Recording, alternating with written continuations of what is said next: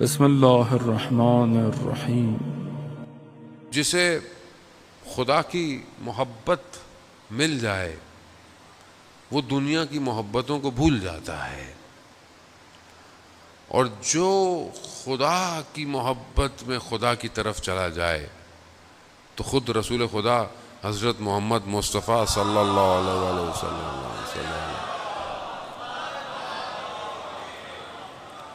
خود رسول خدا فرماتے ہیں کہ جو خدا کی طرف آ جائے، خدا سے محبت کر لے، خدا اس کا ذکر ملائکہ اور باقی مکان اور ہر جگہ سے کر دیتا ہے۔ یعنی گویا کائنات کا ہر وجود اس کو پہچانتا ہے کہ یہ خدا سے محبت کرتا ہے۔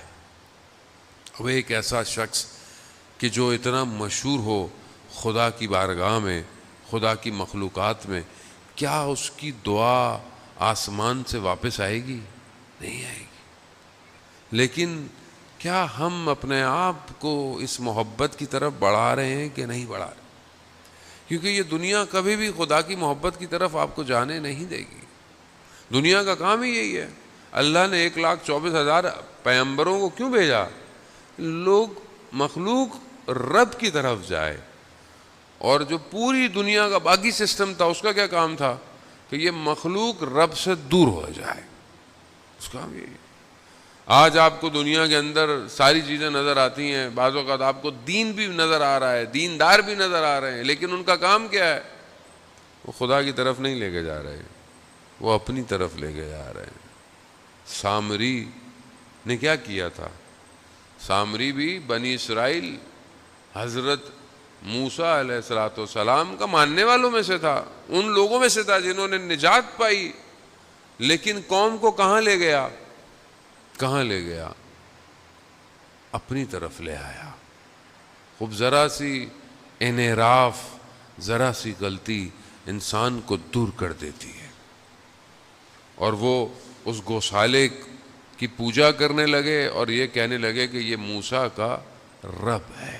خوب قوم مشکلات میں ہوتی ہے۔ خوب یہاں پر سید الشہداء علیہ السلام نے یہ جو ایک یونیورسٹی کھولی ہوئی ہے جو ہر سال کھلتی ہے، یہ اپنی طرف لے کر آنے کے لیے، اس کی چند کوالٹیز ہیں کہ جو چیزیں کربلا کے اندر واقع کربلا میں ہیں، بہرحال میں وہی آج آپ کی خدمت میں بیان کروں گا۔ پہلی چیز جو کھینچتی ہے، جو لے کر آتی ہے، کہ انسان اس بات پر یقین رکھے کہ اس کے اندر تبدیلی آنا ممکن ہے۔ یعنی آپ سوچیں، کیونکہ آج کل دنیا ہے، مایوسی زیادہ ہے، کوئی پوچھے کہ میں تو چینج نہیں ہو سکتا، خاص طور پہ جوان جو ہے وہ کہتا ہے میں کیسے ہو سکتا ہوں، اور اگر وہ خود جوان سوچنا بھی چاہے کہ میں چینج ہو سکتا ہوں، اس کے دوست اس کو کہتے ہیں نہیں، تم تو کبھی بھی چینج نہیں ہو سکتے، تم اور نماز پڑھو گے، تم اور قرآن پڑھو گے، تم اور اچھا کام کرو گے، خوب دنیا۔ وہ پہلی چیز یہ ہے کہ انسان کو یقین ہونا چاہیے کہ وہ تبدیل، اس کے اندر تحول ممکن ہے۔ آپ دیکھیں کہ سید الشہداء علیہ السلام نے لوگوں کے اندر تحول پیدا کیا ہے، تبدیلی پیدا کی ہے۔ آپ قرآن کے اندر دیکھیں کہ جو جادوگر ہیں فرعون کے دربار میں، انہوں نے کیا کیا ہے؟ انہوں نے جو ہے وہ رسیاں پھینکی اور ان کو سانپ بنا دیا، لیکن جب سامنے دیکھا کہ جو لکڑی ہے وہ اژدہا میں بن سکتی ہے، خوب جادوگر تھے، ٹیکنیکلی جانتے تھے کہ جادو کسے کہتے ہیں، سحر کسے کہتے ہیں، معجزہ کسے کہتے ہیں، ممکنات کسے کہتے ہیں، وہ پہچان گئے۔ اب جیسے آپ میں سے کوئی آئی ٹی ایکسپرٹ ہو، کوئی ٹیکنالوجی کا ایکسپرٹ ہو، وہ اپنے سامنے کچھ چیزیں دیکھے تو وہ زیادہ بہتر پہچانے گا کہ اس میں یہ پرابلم ہے، یہ صحیح ہے، یہ غلط ہے۔ وہ اس چیز کو جانتے تھے۔ جب انہوں نے دیکھا کہ حضرت موسیٰ نے جو ہے وہ عصا کو پھینکا ہے اور وہ اژدہا بن گیا، تو ان کے وجود میں یہ یقین تھا تبدیلی کا۔ وہ کیا ہوا؟ تبدیل ہو گئے، اور ایسے تبدیل ہوئے، فرعون نے کہا میں ہاتھ کاٹ دوں گا، میں گردنیں کاٹ دوں گا۔ ان کا جو بھی کرنا ہے کرو، موسیٰ کے رب پر ہم ایمان لے آئے۔ خوب یہ یقین ہونا، یعنی کوئی تصور کر سکتا ہے کہ فرعون کے ساحر موسیٰ کے رب کو مان لیں گے؟ نہیں، تبدیلی ممکن ہے۔ دوسری چیز کہ جب انسان تبدیل ہو رہا ہو یا اس کو تبدیل کرنا ہو تو اس کا طریقہ، اس کا راستہ یہ بہت امپورٹنٹ ہے، کس طریقے سے جو ہے وہ تبدیل کیا جائے۔ آئیں حضرت موسیٰ ہی کا لے لیتے ہیں۔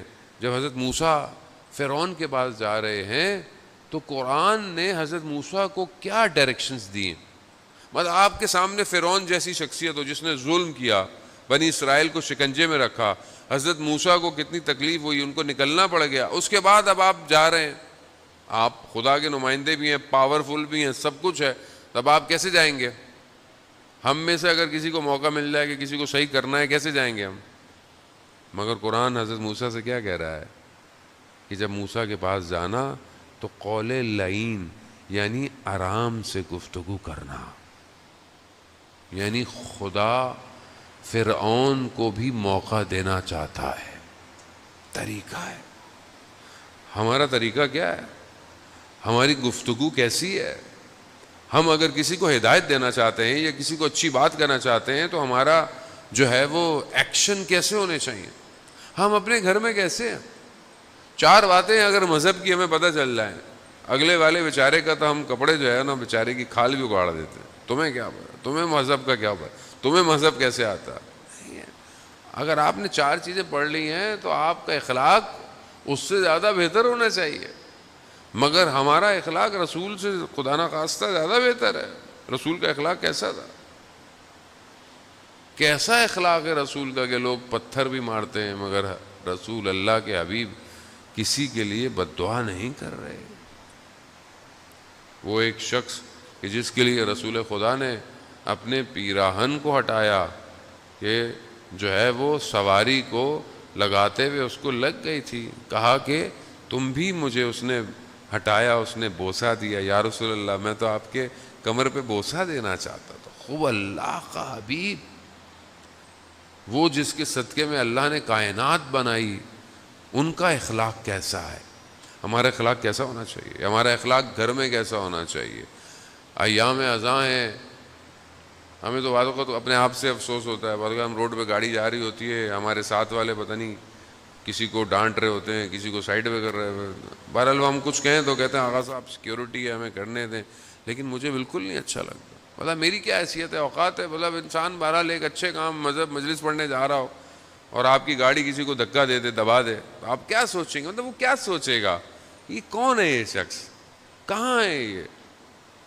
خوب ہمارے معاشرے میں ابھی ہم محرم میں تو ہم لوگ بادشاہ ہوتے، شیعہ خاص طور پہ جو دل چاہے کریں، کچھ بھی کر لیں، اونچی آواز میں گلی کے بڑے بڑے اسپیکر پہ نوئے لگائیں، کوئی مریض ہے، کوئی بیمار ہے، اس سے ہمیں کیا فرق پڑتا ہے بھائی؟ انہیں تو۔ اور ماننے والے کن کے ہیں؟ ماننے والے ان کے ہیں جو رات کی تاریکی میں اپنے کاندھوں پر فقیروں اور یتیموں کے لیے کھانا لے کر گھومتے تھے۔ کس کے ماننا؟ اذان موت۔ یہ خب جب تک وجود میں امام نہیں آئے گا انسان عملی طور پر صحیح نہیں ہو سکتا۔